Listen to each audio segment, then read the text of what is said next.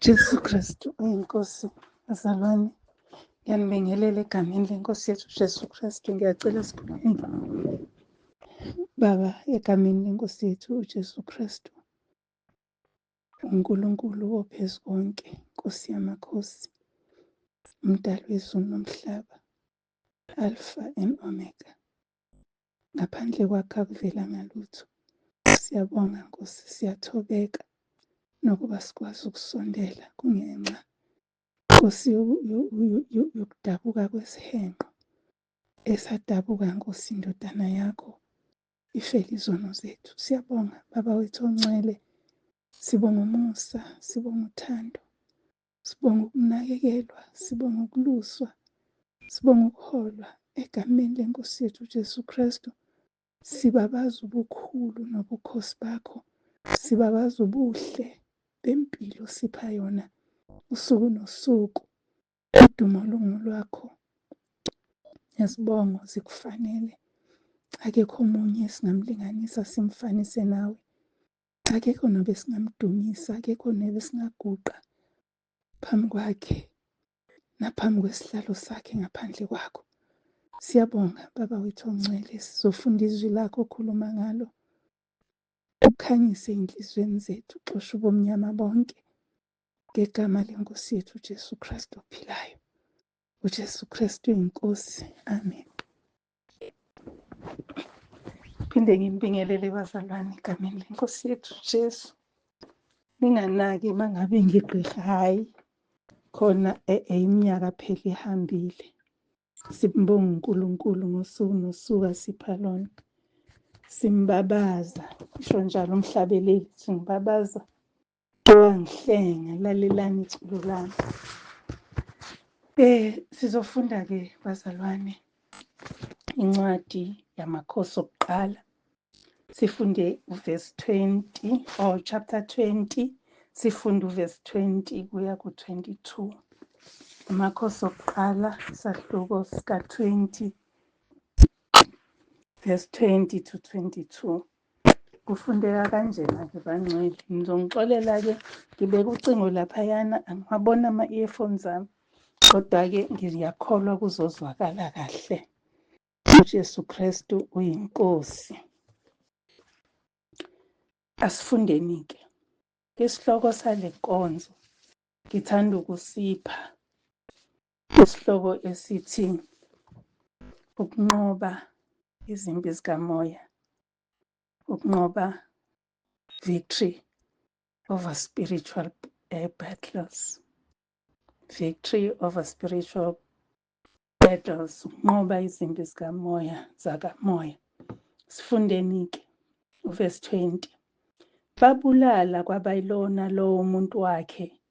Ama-Aramu abaleka, u-Israyeli wawaxosha. uBeni-Hadadi inkosi yama-Aramu waphunyuka ngeHashi kanye nabamaHashi. 21. Inkosi yakwa-Israyeli yaphuma yagenca amaHashi nezinqola yabulala ama-Aramu ngocebo okukhulu.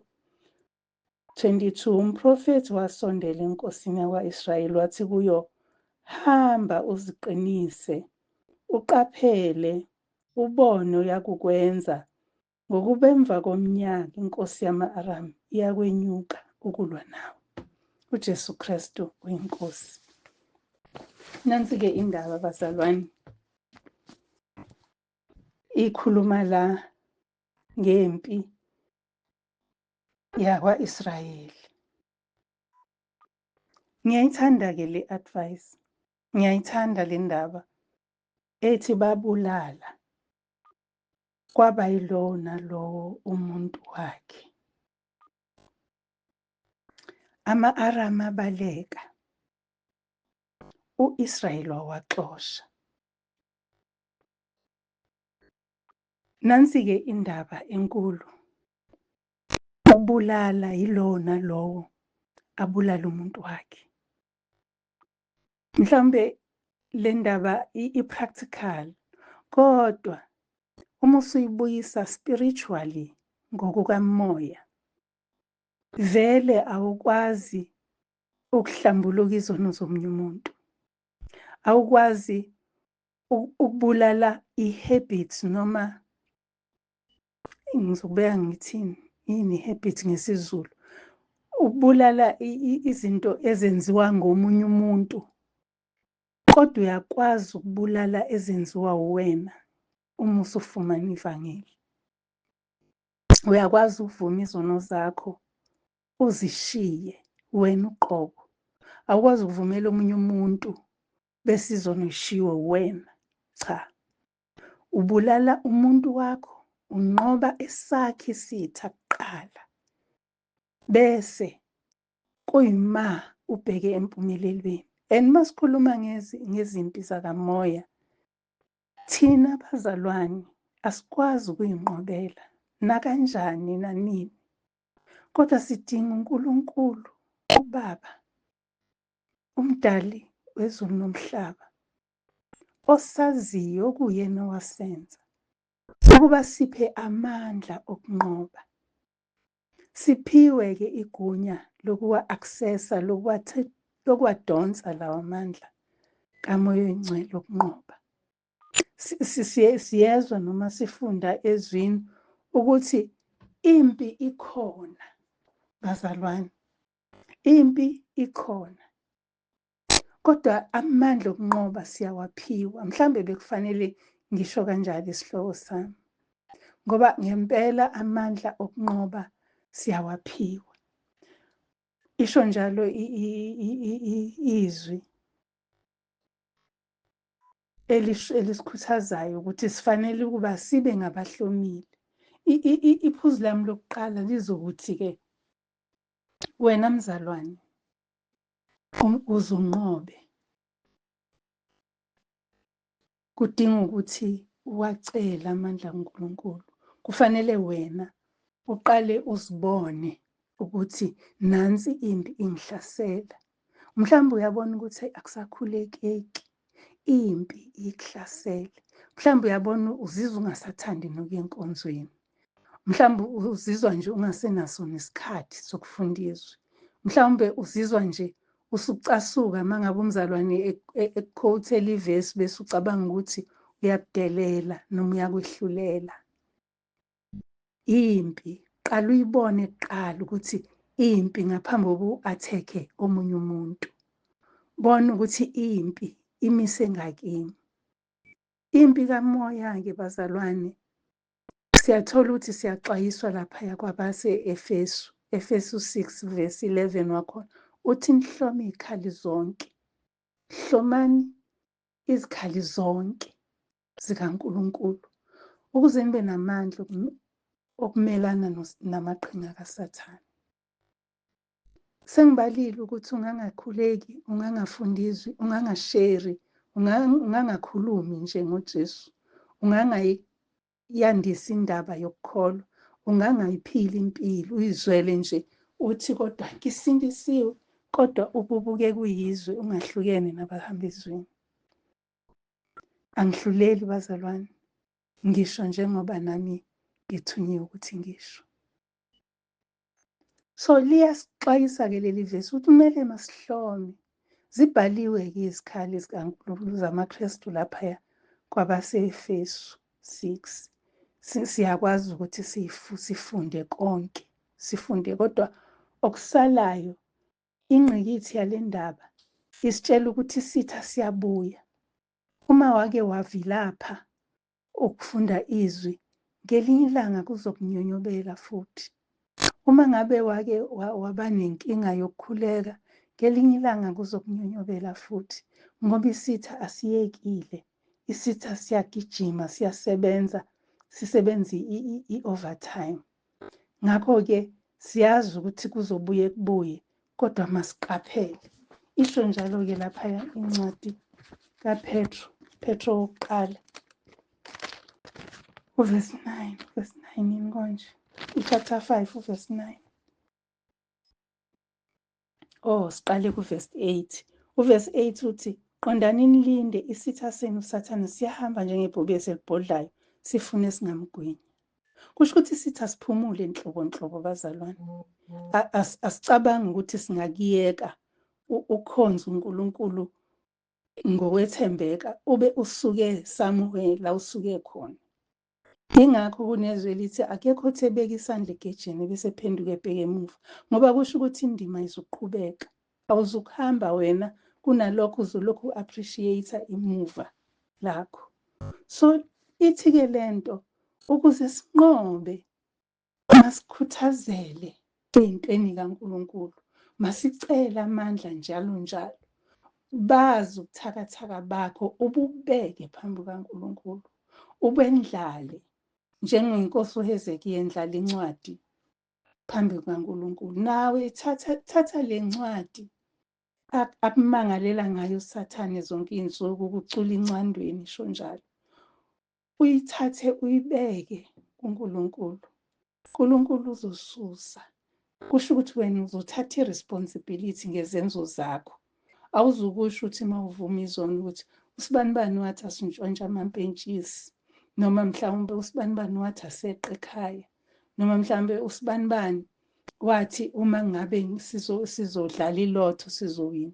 Cha, thatha i-responsibility. Inkosi ngenza ukuthi, Nkosi ngenza ukuthi, kwakuyisikhathi esithize ngikwenziswa yini. Thatha i-responsibility. Inkosi izokupha amandla okuyinqoba leyo nto. Kanti uma uzolokhu uyishiftela komunye, akuzukunikezwa amandla okunqoba ngoba awushongo lutho.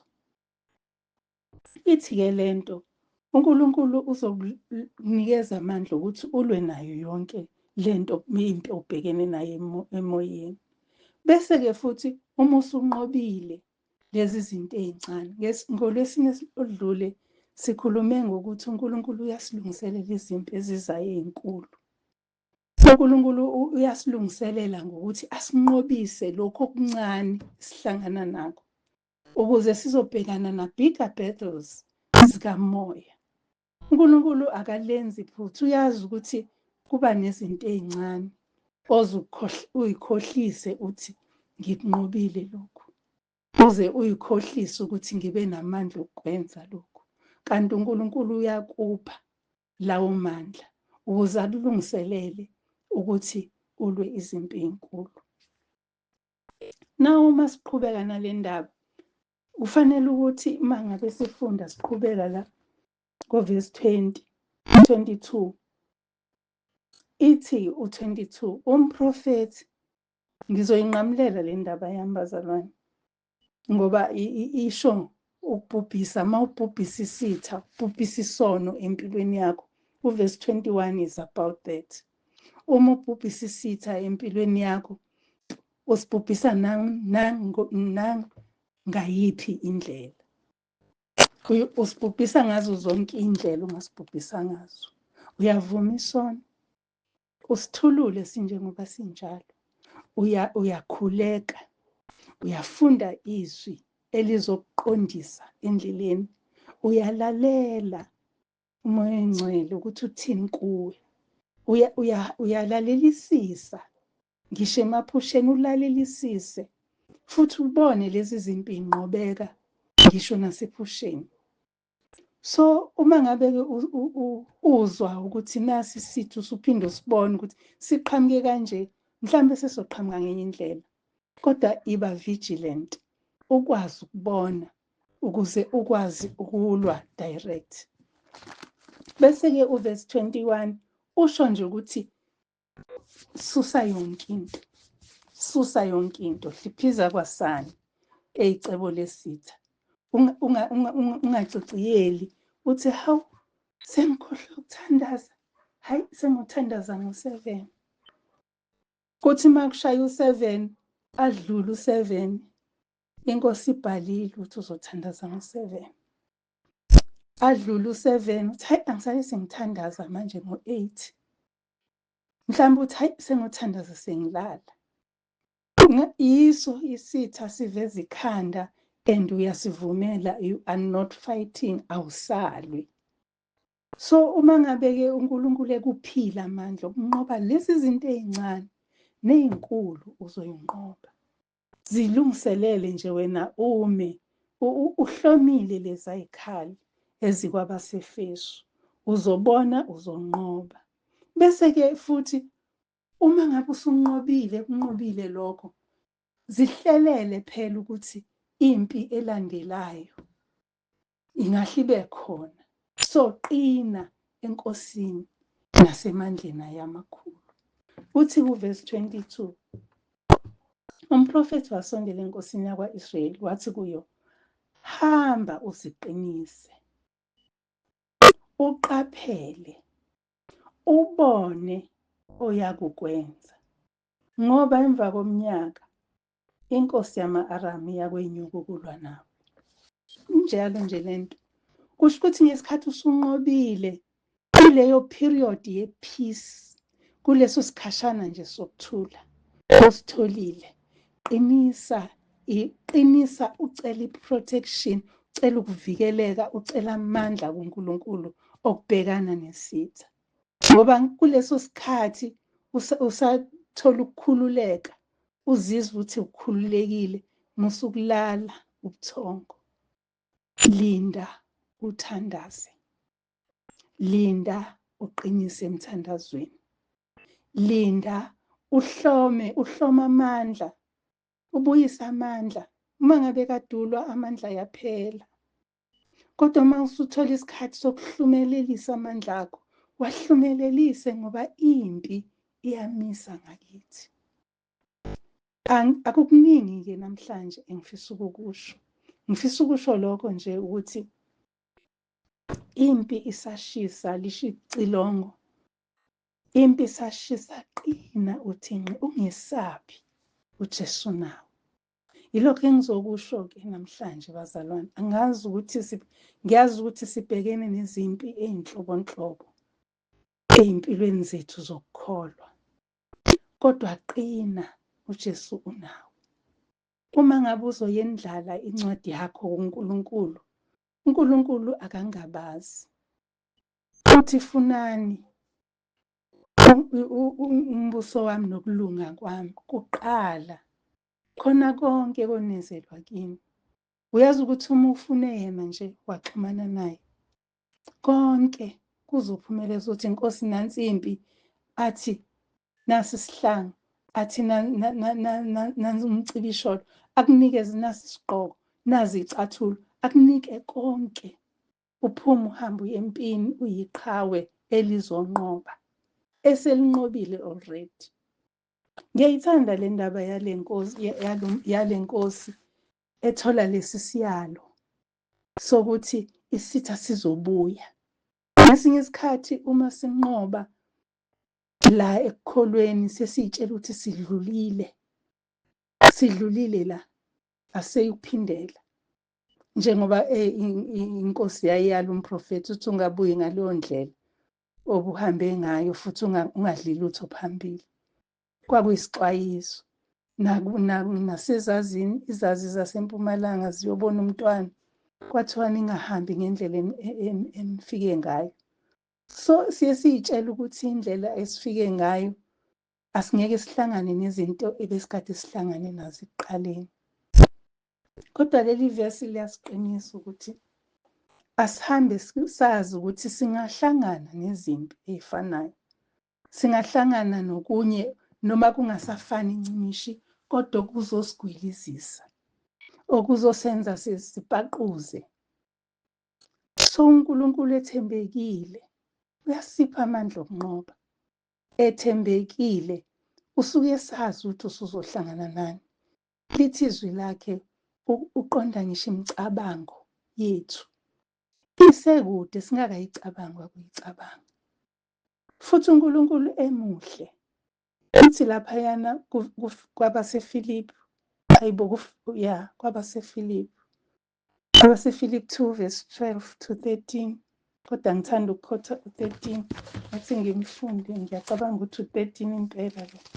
Othi,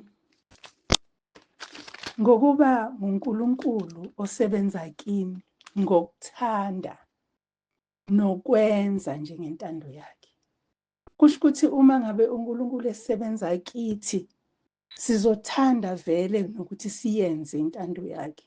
Yena uzokwenza ukuthi sithande ukwenza okuyintando yakhe. So uma ngabe sithanda ukwenza okuyintando yakhe, kodwa singakwenzi, yilapho isitha sizosinqoba. Kodwa uma ngabe sizothi siphiwe intando siphiwe ukuthanda, ukuthi senze intando kaNkulunkulu ngokwentando yakhe. Usipha ngokuthanda kwakhe, ukuthi ukupha okungakanani ukuthanda kwakhe lokho azokupha ngakho. Kodwa thina siyaphiwa ukuthi sithande. Uma sesiphiwe ukuthi sithande, bese sithande ukwenza njengokwentando yakhe uNkulunkulu. Sinqobe, siyanqoba ngaleyo ndlela kaNgcwele. Asikwazi ukunganqobi. Okwethu nje ukuthi simthobele uNkulunkulu. Simthobele senze lokho afuna sikwenze, ukuze asiphe amandla okunqoba. Asikwazi ukuthola amandla singazange seza kuye. Kungalokho uthola ukuthi abantu abaningi mabefakaza, bafakaza ngokugula okubi, mhlawumbe ngokulimala.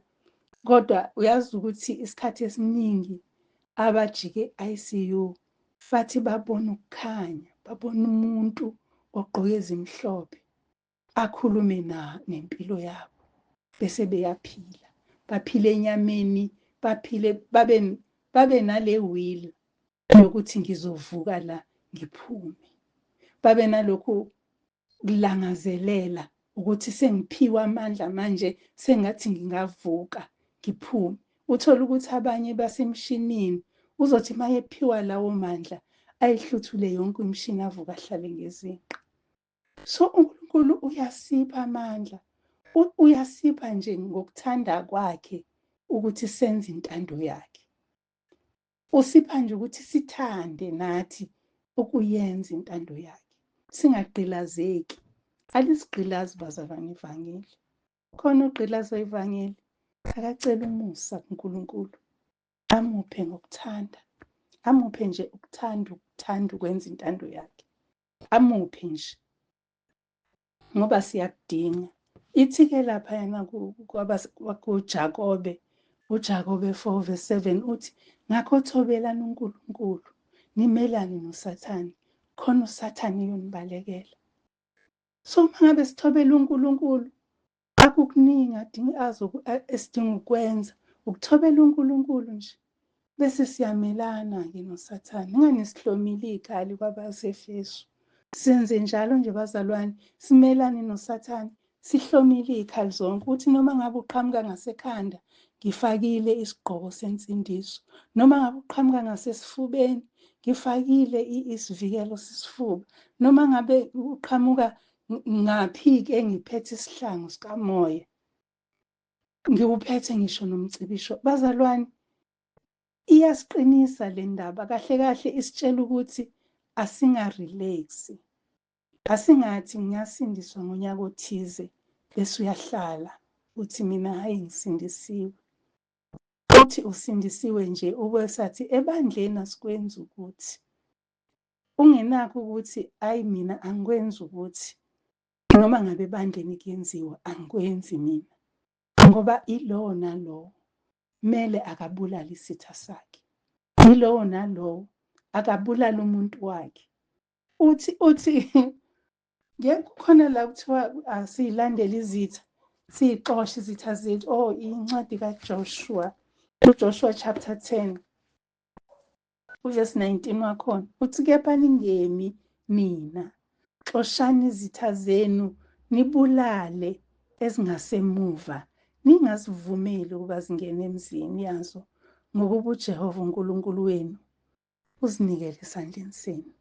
uNkulunkulu wethu usinqobele, usinikile amandla okunqoba, uzinikele izitha zethu esandleni sethu. Siphiwe amandla okunqoba, size saphiwa ngisho nawokuyivikela. Okwethu nje ukuzimisela. Siphiwe amandla okuyivikela, saphiwa iyivikelo, saphiwa amandla okunqoba. Ngoba uNkulunkulu usinikele izitha zethu kuthina. Asingadlali-ke izitha, kodwa sizinqobe. Ngiyafisa nje bazalwane namhlanje siyibheke le ndaba ukuthi ngempela uNkulunkulu uyasipha amandla okunqoba. Kodwa futhi ufuna ukuthi kube yithina esibonayo ukuthi siyadinga ukusizwa ukuze sinikwe amandla okunqoba. Futhi uNkulunkulu, izimpi zikamoya ziyabuya. So kufanele ukuthi simele ukulokhu siyilungiselela ukuthi makuphinde kufike elinye igagasi, Nkosi ngitakule, ube sesimeni sokuthi kungabi khona udonga oluzokwenza ukuthi ingalo indlebe kaNkulunkulu ingezwa, ingalo ifinyezwe. Kungabi bikho udonga, ulungiselela, usenokuthula, ulungiselela isikhathi esizayo. Kungakho kuhlale ekhaya lezwi kumenyezelwe imikhosi. Khona sizoba nesikhathi sokuthula ukuze silwe izimpi ezilandelayo, sidonsa amandla. Amandla uwadonsa ekuthuleni. So kubalulekile ungazibi uma ngabe uzizwa ukuthi udinga ukungena emkhosini, ungazibi. Khona uzothola lamandla owadingayo. Manje uma ngabe sesiwatholile amandla, lithi-ke izwi likaNkulunkulu, sithola nokugadwa kweluswa uNkulunkulu. Usilusa ngaphambi kokuthi sihlangane ney'nkinga. Uyasilusa, asixwayise umoya oyingcwele, asixwayise ngaphambi kokuba sihlangane ney'nkinga. Uthola ukuthi abanye baze basho ukuthi, yazi ukuthi ngiyiphuphile lento. Wayiphupha wasewenzani? Uma uyiphupha khuleka, ngoba uNkulunkulu uyakukhombisa ukuthi kuzokwenzeka lento. So wena ivimbe ngokuthi ukhuleke uma iyimbi, uma iyinhle yi-embrace ngokuthi umdumise uNkulunkulu. Injalo nje bazalwane, ayikho enye into esikwazi ukuzenzela yona. Faka engqondweni, ufake enhlizweni ukuthi akukho Nkosi engikwazi ukuzenzela khona. Ngiyakubonga Nkosi ukuthi uyangipha amandla okunqoba. Each time unqobile, noma ngabe unqoba into encane kanjani, noma ngabe unqobe nje ukuthi uhlangana nomuntu uthi ungambingeleli, bese uyambingelela anyway. Ube nakho nje ukuthi Nkosi ngiyabonga ukuthi nginqobile la. Umbonge uNkulunkulu. Noma ngabe uvumile umuntu, noma ngabe akavumanga, mbonge uNkulunkulu ukuthi ngikwenzile Nkosi. Ubona umuntu mhlambe uhlangane nengane iyakhala ayidlile, bese kuthi khipha nje uswidi esikhwameni uyinike. Umbonge uNkulunkulu, Nkosi nginqobile, bengingahlala nalo swidi awumemezi la esikhwameni. Kodwa ngoba ngimnikile, nginqobile, ngiyabonga Nkosi. Simbonge uNkulunkulu ngamandla sipha wona. Simbonge uNkulunkulu, akudingi ukuthi size sikwazi ukwenza izinto ezinkulu ukuze sibone ukunqoba kwethu. Lezi ezincane, lezi zokuthi umuntu nje akhulume kabi nawe ungamphenduli kabi. Okanye nje lokuthula nje akupha khona noma ngabe kunesiyaluyalu. Mbonge uNkulunkulu ngokunqoba. Ungagcini nje ngokuthi nginqobile, ngoba asinawo neze amandla okunqoba uma singawaceli kuNkulunkulu, uma singawanikezwa uNkulunkulu, angeke sanqoba lutho. Impi yakamoya-ke inzima bazalwane, ngoba ayibonwa ngabantu kodwa ibonwa wena. Yikho kuthiwa umuntu akabulala umuntu wakhe. Impi kamoya ayibonwa yibo bonke, izwiwa uwena ukuthi ngiyasha. So uma ngabe uzizwa usha, cela amandla okunqoba uNkulunkulu, bese ugqoka yonke le kuthi mase kuthulile uzilungiselele impi elandelayo. Ngo-Efesu 6 yonke kusukela kuvesi 11 kuze kube le kuvesi 10. Injalo nje futhi ngeke izishintshe. Umthobele uNkulunkulu njengoba uJakobe esho. Futhi ufunde lapha kuPeter. UPeter 8 uPetro uqala chapter 5 verse 8 wakhona. Xolo. Ufundeka kanjena. Uthi qondani nilinde isitha senu uSathane. Siyahamba njengebhubesi elibhodlayo, sifune esingamgwinya. Uvesi 9-ke lo ade ngimfuna. Uthi melanani naye niqinile ekukholweni.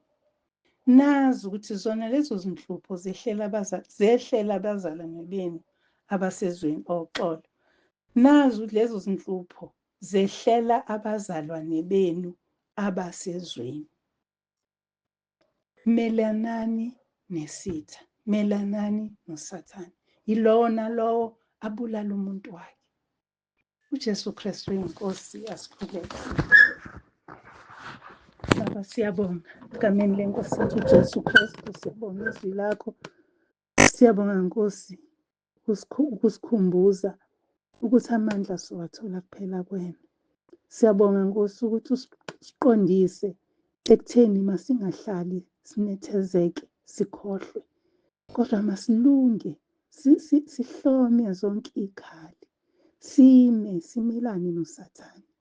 Khona uzosibalekela, usho njalo Nkosi, siyakholwa yilokho. Thatha indawo yakho-ke Moya Oyingcwele, usihlomise emphefumulweni yethu, sinqobe nezimpi zenyama. Nkulunkulu wethu, siyinikela kuwe. Izimpi zalokhu kuphila sikunikela kuwe. Mshumayeli usixwayisile ngemishikashika esiyishikashikayo emhlabeni. Sinikela kuwe konke Nkosi. Siyabonga ukuthi uNkulunkulu onothando. Siyabonga ukuthi ungubaba wethu impela. Udumo malube kuwe, nezibongo zifanele wena. uJesu Kristu uyiNkosi. Amen. Siyambonga uNkulunkulu bazalwane ngezwi lakhe ntambama. Siyamdumisa. iNkosi imgcine kimbiyele. uJesu Kristu uyiNkosi.